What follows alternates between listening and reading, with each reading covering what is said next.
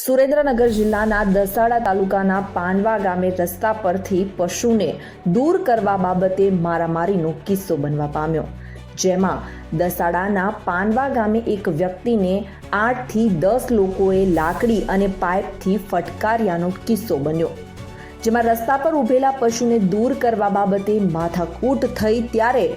ગોચર દબાણ બાબતે ઘણા સમયથી લડત આપતા પાનવા ગામના રાજરત્ન નાગવંશી પર તેઓના ગામના 8 થી 10 લોકોએ લાકડી અને પાઇપથી જીવલેણ હુમલો કરવાની ઘટના બનતા ચકચાર મચી જવા પામી હતી। આ ઘટનામાં ઈજાગ્રસ્ત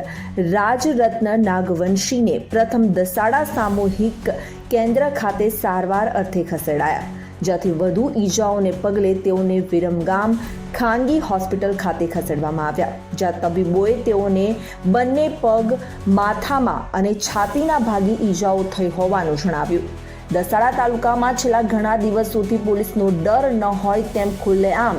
મારામારીના કિસ્સાઓ બનતા સ્થાનિક પોલીસ પ્રશાસન પર અનેક સવાલો ઊભા થવા પામ્યા છે।